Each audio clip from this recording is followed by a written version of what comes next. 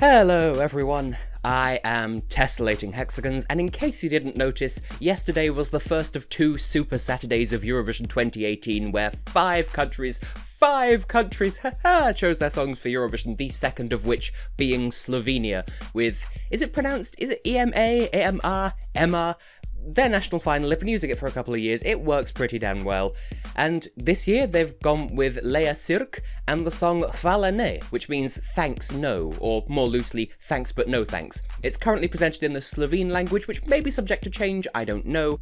Music by Lea Sirk and Tommy de Klerk, and lyrics by Lea Sirk and Lea Sirk, although Lea doesn't seem to be credited literally anywhere apart from in the national final itself, so I'm not quite sure what the deal there is. Does it seem like I'm rushing? Should I slow down? Should I chill out a little bit? Because I'm already ready to present my first impressions of this song. So, okay, this is going to sound like a weird thing to react to before anything else, but I've got to say, cool stage, Slovenia. Like, sincerely, that's not sarcasm, like, really. The stage at EMA is actually really cool. Like, all that effort for their national final without being Sweden, like, wow, damn, Europe should give you more credit, really. But I should add to that, it's not that the song made so little impression that I found the stage more interesting. No, it's not like that at all. It's just that the stage itself was highly impressive. And as for the song that Slovenia has chosen, well, I find that to be equally, if not more, impressive and appealing to my attention. It's just I wanted to give the stage due credit, so good job, stage designers. Someone should give you, like, a pay rise or a tip or a promotion or something. You did good. But yeah, Hvala.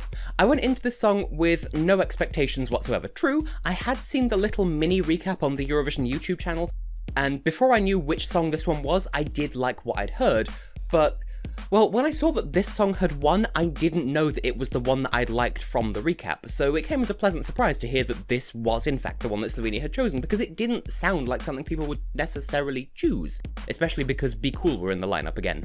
But frankly, the full song very much meets with my approval. Though I can already see why some people might not like it so much. I feel as though, and this is going to sound really random, but I feel as though Tyler Attacking Toucan's Cedarwall would really like the song. He's a fellow YouTuber, he specialises in Let's Plays and choreography videos. I recommend you check him out, he is a really nice person. But, in case you were wondering who he was, I'm getting off topic. So, let's get back on focus and look at what you might like about this entry. Well, right out of the gate, I have to praise the execution of this one. This genre literally did not exist 10 years ago, so by definition, it's very current, it's very now, especially within Eurovision tolerances for what's defined as modern. And bordering on the sensationalist, this song is what Taylor Swift's Look What You Made Me Do wishes it could be when it grew up. It's got style, it's got sass, it's got attitude. Now, this is only on my mind because both songs were chosen on the same day, but I mentioned when I was reviewing Moldova that the song opens very strongly, almost aggressively but in a good way, and then that never really moves from that level of energy. This song is a masterclass in how to get right what Dorados have struggled with, in my opinion. This song starts strong and maintains a consistent, strong identity throughout, but with the crucial difference of maintaining aural interest through a variety of soundscapes. Or, for normal people who understand normal people words rather than arty weird nonsense, the song stays within its lane and within its identity, but it doesn't sound like 3 minutes of the same 10 seconds of music over and over again. It's got the necessary amount of variety for it not to become stagnant partway through. For that matter, with a song like this, it absolutely needs good, strong staging, particularly for the drop and for the hook, and if the performance at EMA is anything to judge by, Lea and her team absolutely have that on lockdown. It's vital and they've nailed it. They've got tight choreography for the dancey part of the song, and dynamic, flowing narrative choreography for the verses, playing against excellent cinematography to keep things visually interesting without upstaging or derailing what's going on stage, so the camera work plays into the choreography without superseding it, if you see what I'm saying there. And tying into that, Lea has excellent stage presence on the whole just by herself, both as a lead actress in the choreography and the narrative that she's telling through the dance, and as the lead singer of the song. She can bring the sass whilst still hitting the right notes. She doesn't look awkward dancing, she evidently believes in her song, and basically she's got all the right skills in all the right balances. Well done there, Slovenia, this is an entry you can be proud of. However, as always, it's not all sunshine and roses with this song. It never is.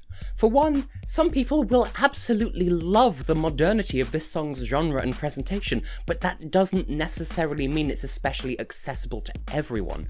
People listen to music for different reasons, that's basic media theory right there. So people who listen to music to wind down, or feel strong swelling emotions, or to hear a story being told, won't necessarily engage with this one quite as much as people who listen to music to build up their energy, or to dance to, or that sort of thing. It's definitely not a for everyone song, and it makes no apologies about that, and that's fair enough. It doesn't expect everyone in the universe to like it. As an element within its genre as well, it may sound to some people like it's building up to a massive payoff that never actually comes. That is, you might feel like the dance breaks don't merit all of the build-up, all the musical hype that precedes them. You might feel as though it should have built up to a powerful refrain instead, with like impressive vocals or something. So what you get instead might underwhelm you. That's up to you how you feel about that. Longer term, the instrumentation of this song is comparatively stripped back, all things considered, with the expectation that the vocals do a lot of the legwork here. That might not appeal to your tastes, particularly if you're a stickler for traditional modes of songwriting, and if you choose not to listen to the voice as an instrument unto itself as well as the means of delivering the vocals, it will make the song sound a bit emptier than it is because you'd effectively be ignoring an entire instrument. Or at the very least, it might sound less appealing if that's the way you're listening to it, but I'm not here to tell you how you should listen to a song because that might sound really weird to normal people. If that's how you feel, that's up to you. As for how I feel though, well, if I had to put it on a scale of 1 to 10, and I do, I'd put my personal feelings towards this song at a nice, hearty 9. I feel like this is very much going to be a love it or feel vicious apathy towards it kind of deal, with a small handful of people maybe landing in between. I, myself, am very fond of this song indeed. I enjoy this type of music, and Hvala is an excellent example of this genre.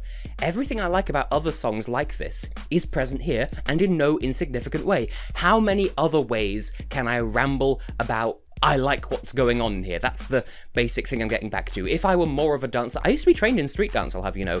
If I still kept that up, I would probably bust a mean groove to this, but for the moment, I'll stay in my lane as a reviewer, thank you please. But I enjoy the song. As for a technical rating about what this song does on paper, I'd give it an 8. It's easy to see why this song isn't for everyone. What it does for its genre, it does very well, but it does lack that bit of broader appeal. For instance, I will agree at least somewhat with people who feel like there should be something more substantial for the song to build up to, but I also feel like if they tried to shoehorn in something more bombastic, like a big chorus with, like, you know, operatic vocals or something, if they tried to do that, it would sound out of place and it would sound really forced. I would say that Lea's best course of action is to take what she's got and just run with it and believe in it for every step of the way. You've got the power, Slovenia. I believe in you. So, does that make this a step forwards for Slovenia? Well, it's hard to say. I would say that, yeah, it's a positive move, but there's not much in it. As I recall, EMA, as a show, was really well executed last year, and the stage this year impressed me even more. Like last year it looked huge, this year it's really well put together. So I would say that the format has improved just a little because it was already in a good place to begin with. Similarly, last year's Slovenian representative was technically brilliant, but not very appealing to the general masses, whereas this year's winner is technically good and has at least some level of public appeal, such that it wouldn't sound out of place in European charts, whereas Omar Naber's song last year was written an entire decade earlier, so it would sound a bit strange if you were to hear it on the radio. So, for the stage being so elaborate and impressive, and for the winning song being that much more marketable, I guess this is a step forwards after all. Bravo, Slovenia. But does that mean that Lea will qualify? I feel as though a few years ago this would sail straight through to the final, no questions asked. At the moment though, I feel as though it's a lot closer to 50-50 or maybe 60-40 in favour of qualifying, just because the second semi-final is turning out to be a rather competitive one this year. It's a strong composition, and it's fronted by a strong performer, but it could well be that some fans think that this song is beneath them because it's not as classy or sophisticated or enlightened or thin or woke as last year's winner, even though it doesn't have to be, because, like I said, different audiences listen for different reasons. I hope people enjoy this one because there is stuff to be found here to enjoy, and Well, I would fear how the juries will react to this, but it's actually because of the juries that this won the national final in the first place. So if the Eurovision experts are as woke AF as the Slovenian national final jury, then it should just fall to the public and how ready to dance they are to determine this one's fate. Success? Failure? It all rests on your willingness to throw some shapes. So, yeah, I have been and will continue to be Tessellating Hexagons, and Slovenia, Lea, the other dancers on stage, I wish you the very best of luck for when you hit the stage, and I'm sure you will very much hit the stage, in Lisbon.